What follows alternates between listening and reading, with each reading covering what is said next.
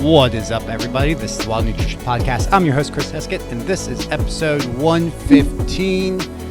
And today we're going to talk about why food isn't toxic and why there needs to be nuance in this discussion that we are seeing online all the time. You can't avoid it. So we're going to talk about that today. So let's just go ahead and get this kicked off. So unless you've been living under a rock, or for some reason you're listening to a nutrition podcast, but nutrition info is not all over your social media feeds, it is very popular just to label foods good, bad, or toxic. Which, let's just go ahead and define toxin. So, define toxin. Let's just Google that really quick. Toxin is a poison or venom of a plant or animal origin, especially when produced by or derived, blah, blah, blah. So it's a poison or a venom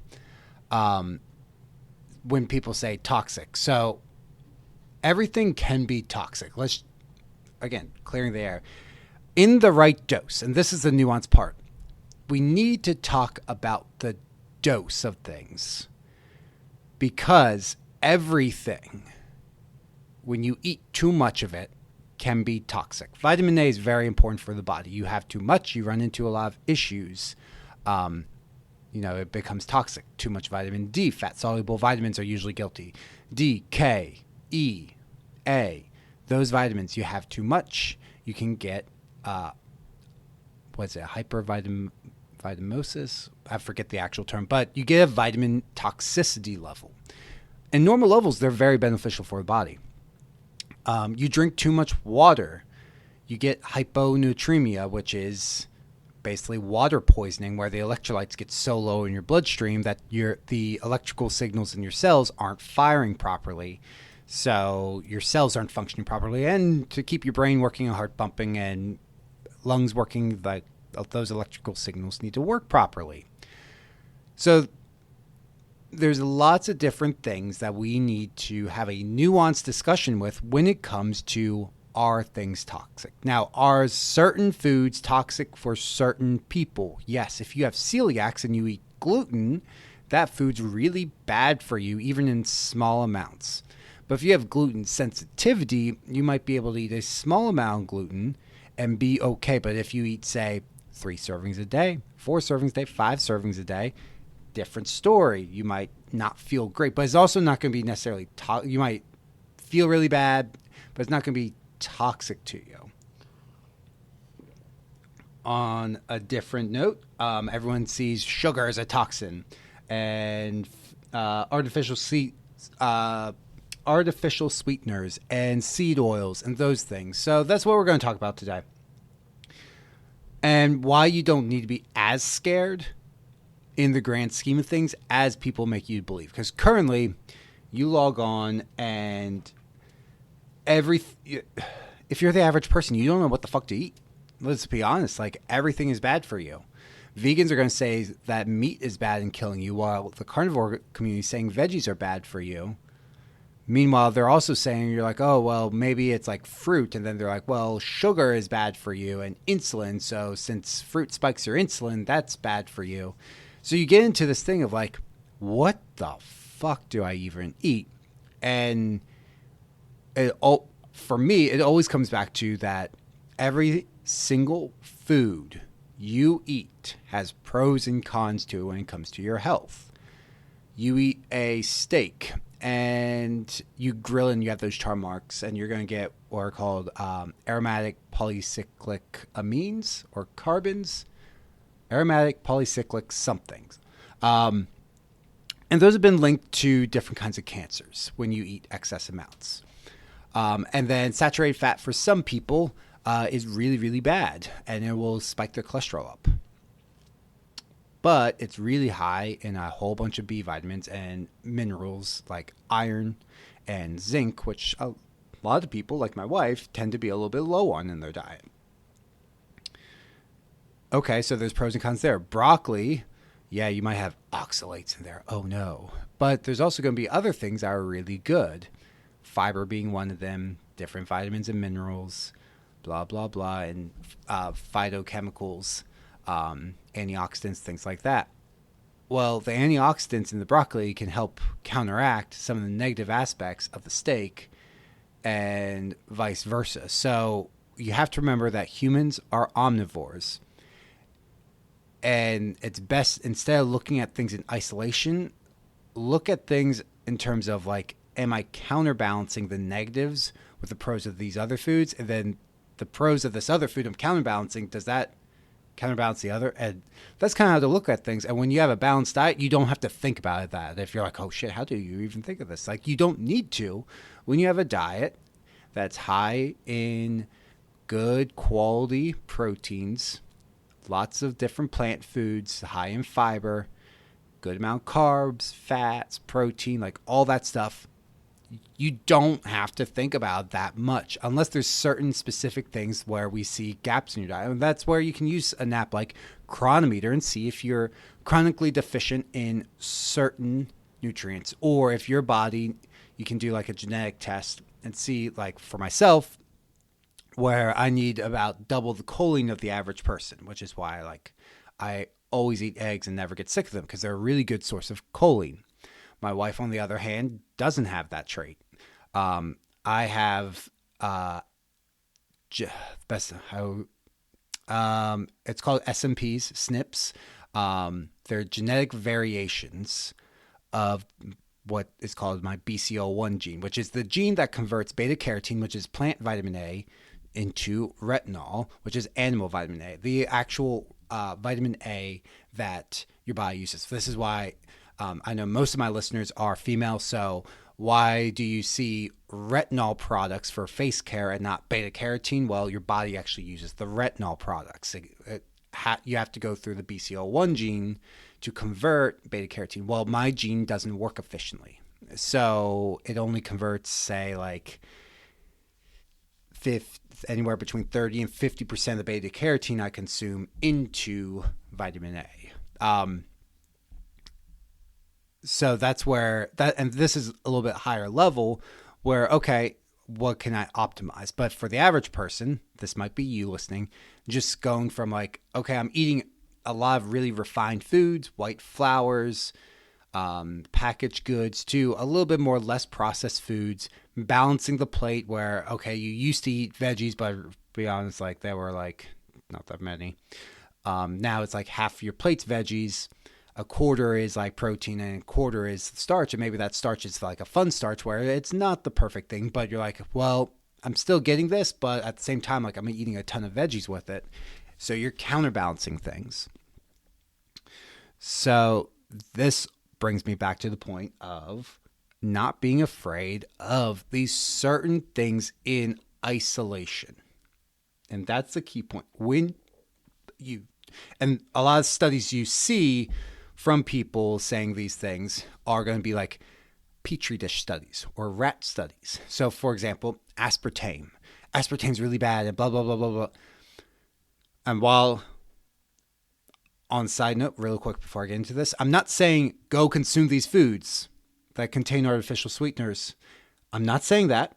I'm saying if you choose to, you can choose to actively avoid. Like we try to limit. But if you choose to go and do them, it's also like, oh my God, I'm so bad. Like this is going to kill my health. Like it's not that. So when it comes to aspartame, they found that for humans, you need like the acceptable daily intake is 50 milligrams per kilogram, which means absolutely nothing to the average person. Basically, it's the equivalent of drinking 19 cans of soda. So the person drinking, say, 19 cans of soda, and you're like, oh man, it's definitely the diet soda is the issue. Is it that, or is it more likely that the person who drinks 19 cans of soda in a day probably has a lot of other unhealthy habits? Like even though they're drinking calorie-free diet soda, 19 cans is excessive. So if you look at, say, this person, and this is a hypothetical, is it the diet soda? Or is there a lot of other things going on? So people will try to make the switch to diet soda, and people will be like, oh my God, it's terrible, but it's calorie-free. 1 or 2 cans a day is not going to kill you. And long run, you can always eliminate it.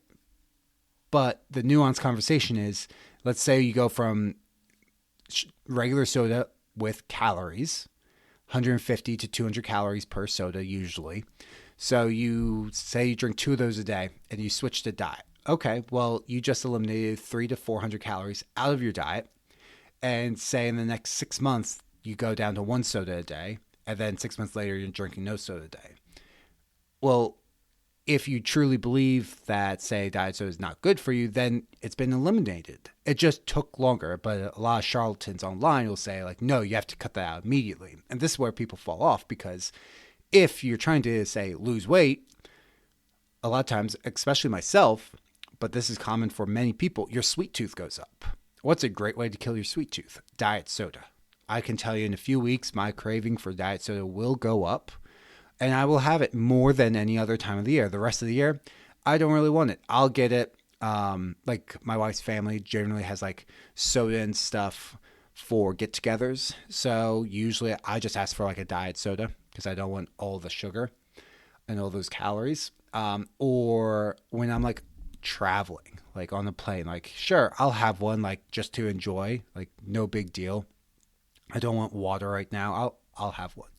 But it's very few times out of a year versus what people will be like, oh my God, it's going to. If you don't think your body is capable of handling one of those, then you probably should go see a doctor and figure out whatever health condition you have and get off social media, stop listening to this podcast, like go figure that out. Because your body is very resilient and very good at processing lots of things, especially when you eat a good balanced diet, which supplies it with all the nutrients it needs to function properly. So that's artificial sweeteners. So again, the poison's in the dose. I forget what the actual toxic level. It's absolutely ridiculous. And that's where you see these studies like, oh my God, like they did it on rats and this happened. And like you can't ethically do it on humans, like give them that much, but you can try to start to see the upper intake levels. And again, the upper intake is so ridiculous. Like you're drinking an entire case of soda a day, not even like a 2 liter. Like I'm pretty sure that's more than 2 liter thing of soda a day. Do some people do it? Yes. Do the majority of people do? No. And the people who do that, again, there's probably other things going on affecting their health. It's not the diet soda. Gluten, I brought up earlier. Not everyone needs to avoid gluten. People have been eating gluten for a long time. And it kind of ties in with the glyphosate thing. Like, well, maybe it wasn't gluten, it was glyphosate. Okay. If you actually like look, like since I've gotten into food plotting, one of the things we use for weed control is glyphosate. So yeah, I use Roundup, basically glyphosate, to spray my food plot area to get rid of a lot of invasive plants, which otherwise you would spend forever and ever and ever trying to destroy. And when we're talking about trying to improve the nutrient quality of your food, farmers kind of have a few issues. So if you try to go the no-till method, you have to use spray to control weeds and things, because bare ground, open ground, like weeds are going to take over, especially invasive species. Or you can till up the ground over and over and over, which destroys the soil. So all the microbes and things, the fungi in there, I think that's how you say the plural. There's this network that's formed right underneath the soil, and when you disturb it, you basically destroy that, and it has to rebuild itself. Well, if you're doing that multiple times in a year, that it's basically dead soil, like all the microbes have disappeared. So you're left with two choices. You can either till to kill the weeds and like till the weeds under, and then you have what's called like a seed bank, where, okay, great, you tilled that up, but there's seed 3 inches below the soil now, and you just tilt that to the surface. So now that weed seed's up top, you still have to deal with that. Or you can spray, or a lot of people do a combination thereof. So glyphosate's one of the weakest things. And I'm not saying like go and like, oh, glyphosate's great for the body. I'm not saying that, but I'm also saying like, as you're probably going to run into more issues if you consume glyphosate in your food if you're not having a very well-balanced diet. One of the powers of fiber is it binds to toxins, and then you poop it out. So if it's there, and I'm not an expert of how glyphosate's processed through the body, but I can tell you it's not as much to worry about, at least early on, as people lead you to believe. Now, again, if you can afford to buy things that avoid it, go for it. I'm not saying, oh, well, just don't worry about it at all. I'm not saying that either. I'm saying it's not that big of a deal, that if you can't afford to avoid it, it's very minute. We can't afford to avoid everything that would be sprayed with glyphosate because it's used on everything. It's one of the weakest killers, and it's very selective in what it kills. So, for example, that's why you see it in wheat, because it kills what's called, I believe it kills what's called broadleaves. So it generally leaves grasses, which is like wheat and rye and oats and barley, alone. So your grains, it basically leaves alone. And you've heard of Roundup Ready soybeans probably, and that's just the soy plants are resistant to Roundup, so you can spray the. Yeah. Anyways, moving on from that, seed oils. Let's go right into seed oils. Let's jump onto that bandwagon. So people say seed oils are rancid, blah, blah, blah. We would see much more in the way of health issues if the oils were actually rancid. And at the same time, there's a difference between all the different seed oils. So I wouldn't necessarily recommend eating soybean or corn oil. Very high in omega-6s. Most people have too much omega-6 in the diet, too little omega-3, which creates an inflammatory environment. But when you look at canola oil, that has a much more balanced omega-3 to omega-6 ratio, or some of the other ones, like sunflower seed oil. People get uppity on them. With not much effort, you can make sunflower seed oil basically at home, kind of like you make peanut oil. It's not really that hard. So people act like sunflower oil is super terrible. It's not that hard, especially with your black oil sunflower, the ones you give birds. It's not that hard to get oil out them. So yeah, maybe there is a deodorizing process that they might go through, but they're not as big of a deal, and they're affordable for certain things. Am I saying eat all the foods with these things, cook all your food in them? No, I'm not saying that, but the occasional thing that contains them isn't going to be a big deal. Using them because it's way cheaper. Say you want something fried, and you're like, I'm craving this.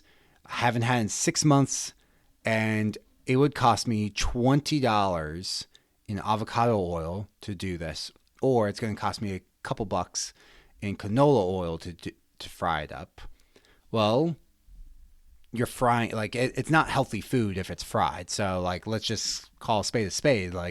Either way, it's going to be a fried food. So why don't we just, if you can't afford $20 of avocados, save the avocado oil for your regular day-to-day cooking, and then maybe make those foods fried every once in a while. And at the same time, the people consuming, say, canola, sunflower seed, cottonseed, what other ones? The corn, the soybean oils, all the time. Are the foods that are being fried in them the issues, or is it the corn oil, or is it the lifestyle factors as well? The people eating a ton of these seed oils that are frying foods, where we know fried foods generally aren't the greatest for our health. Is it more of a lifestyle issue and not just one isolated food? And everyone wants to point out it's the one food, you remove seed oils and everything is better. Same thing applies on the reverse.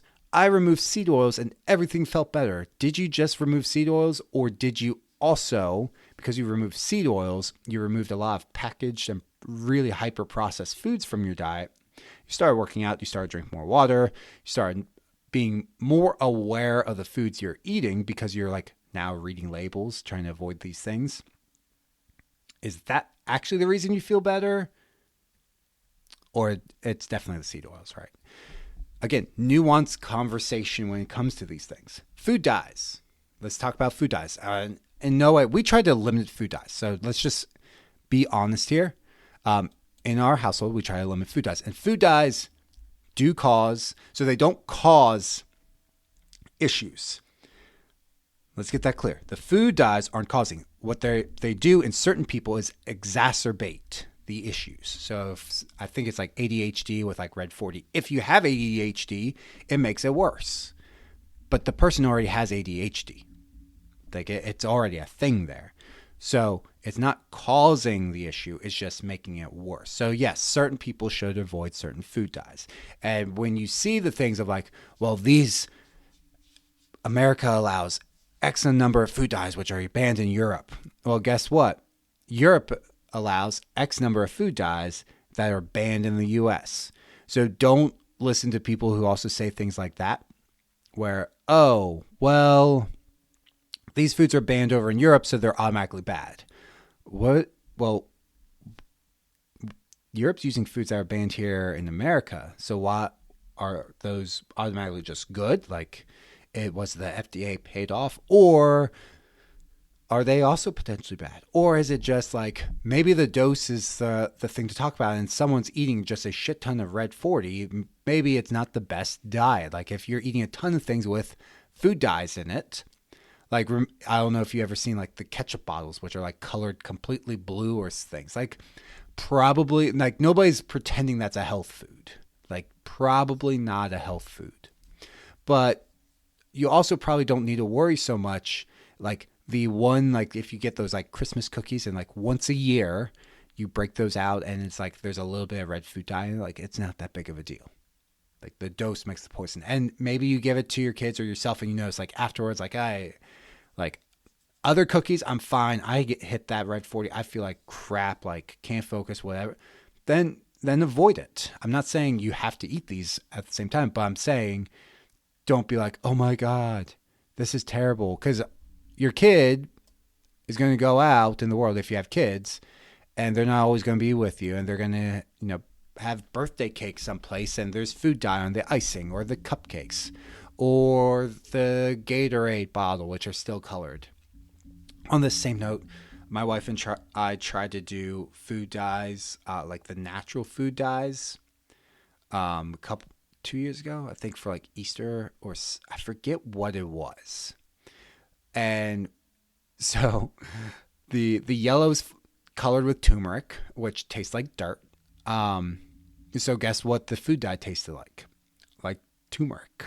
The one was used, the purple had turmeric and like beet juice in it. So guess what? It tasted like beets with turmeric. Super good when you're going to use that on cookies, right? The green was like broccoli extract. So, the super strong sulfur taste from broccoli. Imagine that concentrated. Yep. Super tasty. I forget. There's like one, maybe it was the red that was like okay because it was like beta carotene, or no, it was like carroty tasting because it was beta carotene. I think no, that's not red. That would be yellow orange, which is the turmeric. I forget what the red was. I think that one wasn't too bad, but they weren't great by any means. Like it was like these taste like garbage. We made like a little bit up. It was like this tastes like shit. Like we cannot use this. It will taste like dirt. Like no. So we can just like avoid food dye altogether. There's that. But for Christmas, if you're like, oh my God, like the family tradition is this, how do I navigate this? And we're past Christmas now, but there's still other holidays. 4th of July, red, white, and blue, silly to say a little bit, but that's 6.5 months away. That might be the next time you run into it. Do you need to be worried about if someone brings like an American flag cake, which is colored with food dye? Probably not that much. What else do I have here? Carbs, insulin, and sugar. Just no. So if your body is metabolically healthy, overall, you're a pretty healthy person.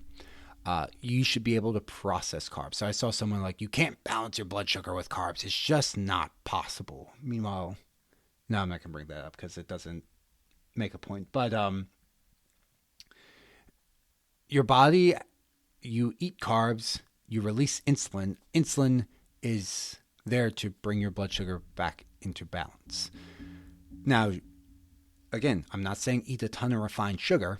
But if you're a generally healthy person and you go out and have ice cream every once in a while, it's not that big of a deal. Like, you can be perfectly healthy and eat ice cream or eat cookies or cake or pastries every once in a while, or pasta. It is fine every once in a while. I'm not saying do it every single day. More often, you should be having carbs which contain fiber. So whole grain pasta, potatoes, sweet potatoes, quinoa, whole grains like, say, barley, things like that. Whole grain tortilla wraps, whole grain bread. You should not be having just like super refined things all the time, unless you're like really good at hitting your fiber intake, in which case like a little bit here and there is not going to affect you. Because when you have a meal, and people will talk about these foods in isolation. So, I don't know about you, but generally I'm not eating just one food in like a meal in isolation, like a white flour type meal in isolation. Like, I'm not just eating pasta. I'm having pasta with meatballs and maybe some veggies thrown in, or a side salad. So when it's not in isolation, it's not that big of a deal, because those things, like I said earlier, help balance it out. So instead of that massive insulin spike, if you ate it in isolation, fats and proteins are going to slow down digestion. And then if you add the veggies and things which add fiber, that's also going to slow down digestion. So you smooth out that insulin spike. So that's why there's the glycemic index, but the lesser known thing is the glycemic load, which is another thing to talk about, because the glycemic index, so glycemic load is basically the amount of insulin needed to be released, versus like glycemic index is like how like much it's going to spike your blood sugar. And like carrots are high in the glycemic index, but then you're like, well, there's hardly any carbs there. There's like 5 grams of carbs, like not a big deal.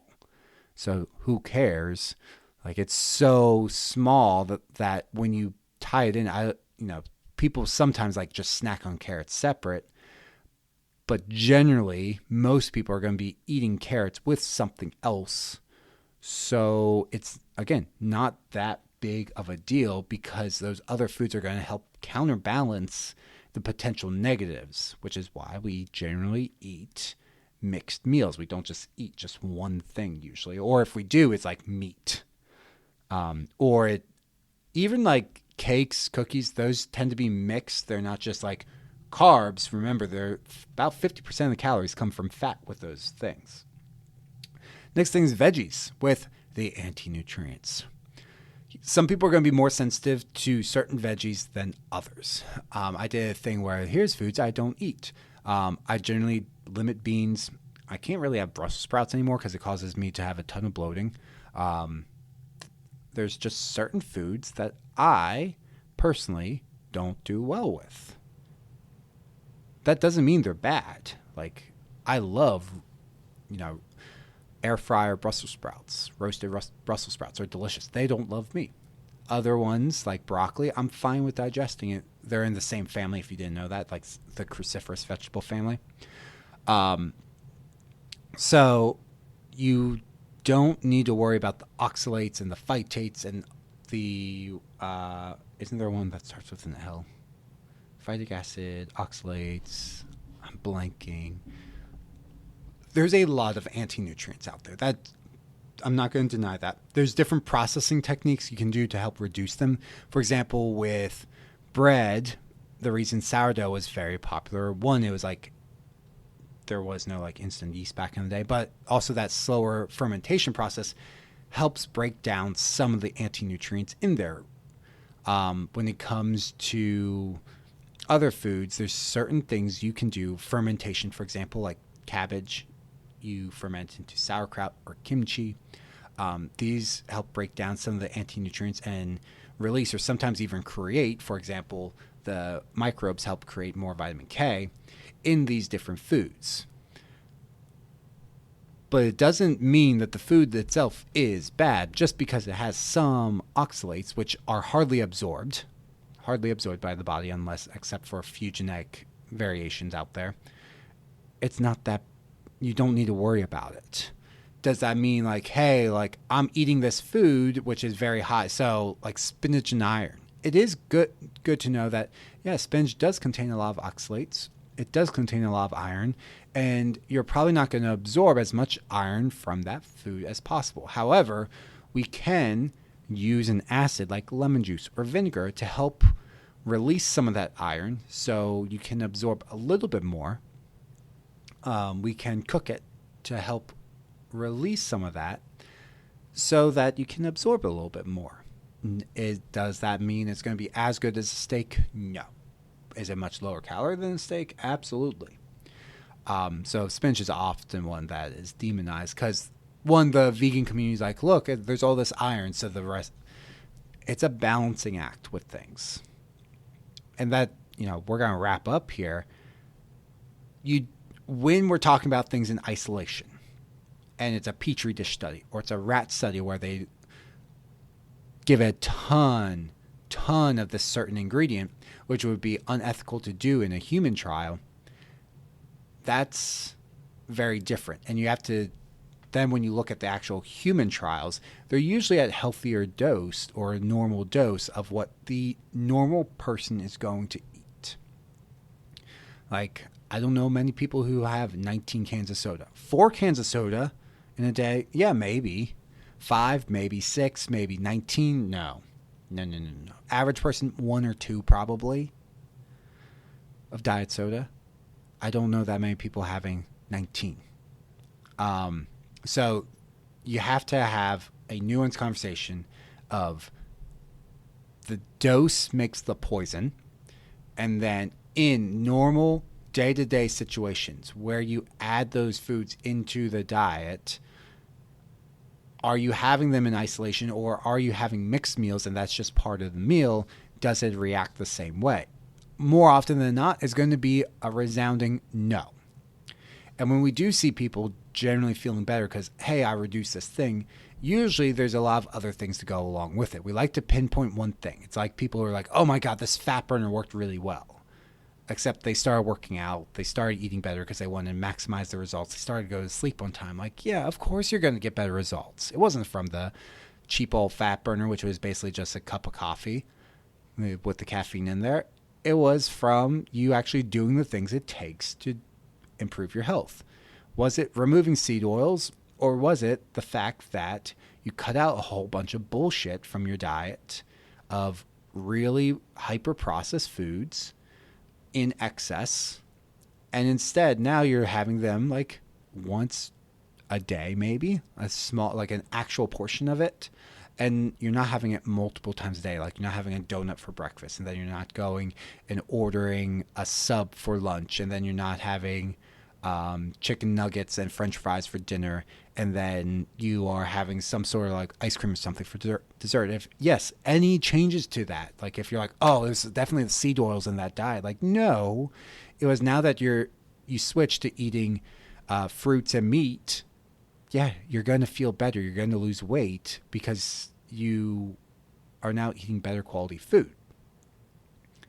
It also doesn't mean you need to cut out keep the occasional donut in there, keep the occasional ice cream. That's not going to be the problem.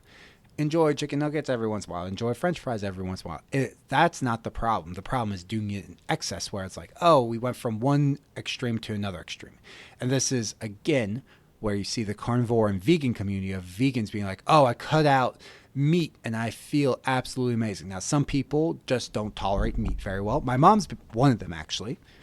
And so she doesn't eat a lot of meat. But they cut out this. Is it that they cut out meat, or they cut out the things that they thought were like really fatty steaks, processed things like hot dogs, really fatty hamburgers, chicken nuggets? They cut those things out. They weren't cutting out like grass-fed steak and pasture-raised chicken breast. Doubtful it was that. So yes, going from like eating hyper-processed foods, very high in calories, to eating more nutrient-dense foods, you're going to feel better. Same thing with carnivore. Oh, just eating meat and cutting out all veggies and fruits, that was it? Or was it that you cut out all these excess things? And now some people do have issues with their gut, and carnivore can be a very powerful tool for healing the gut, but it's not a permanent solution. Anyways, look at these things with nuance.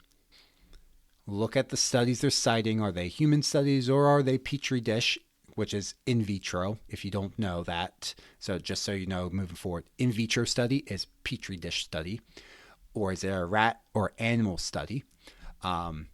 If we're moving towards monkeys, we get like animal studies give us an idea, but you can look at that like, oh, this happened with rats. You have to go into the actual study and look at the dose that they gave them and like, well, it was 50 milligrams per kilogram, and that is, whoa, that's 19 cans of soda. Like, okay, that they were finding the toxic level of this thing, and that's a ridiculous amount. So smaller doses are going to be fun. It's not like, well, that's just a smaller dose of toxin. No, if I overeat vitamin A, like I have a vitamin A dropper here, if I drink this whole bottle, it's going to be really bad for me. But if I have one dropper, which one drop is going to give me 167% of my daily needs, that's going to be fine.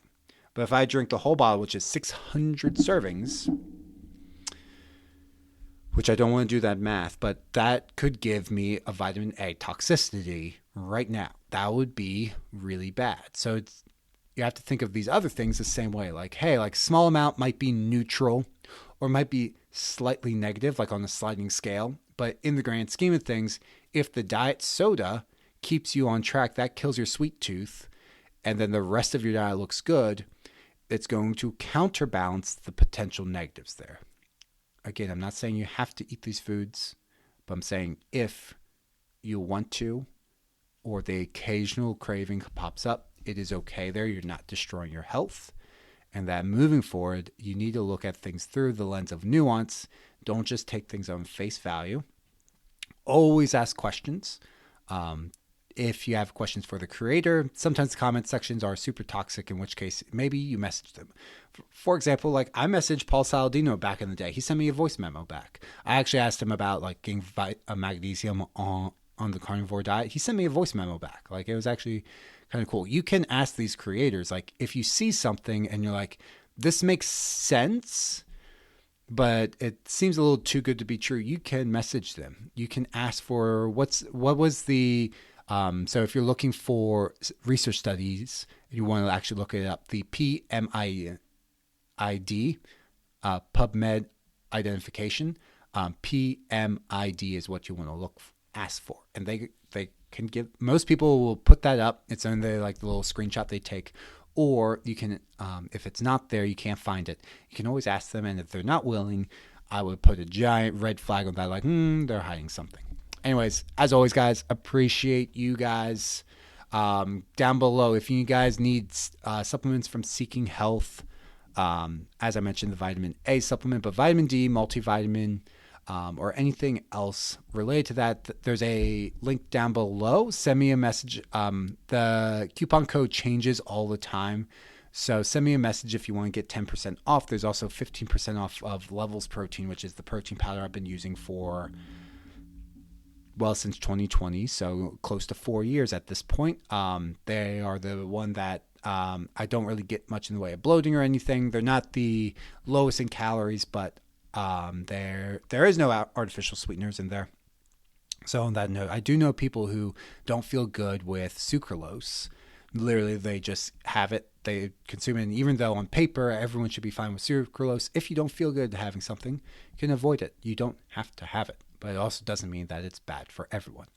So that's down below, 15% off if you use that link. And as always, if you, and I get a commission from Seeking Health. I think I have to say this. I do get like a 3% commission, like it's not much, from Seeking Health. I think my last payout was like $2.87 or something from someone. And with Levels, I actually don't get a commission. So that's just their like loyalty program. So I get like a 15% off like my next purchase. So it's kind of like the Friends thing. So you can actually go and sign up for that yourself too if you really like their product. But you can try it out, 15% off down below. And as always, please leave a review, as that helps the show get more recognition. It helps push it out there. I also I'm actually going to go through, because I'm doing this on a Monday, after I'm done recording this, I'm going to go through and look at if anyone left reviews right now, actually.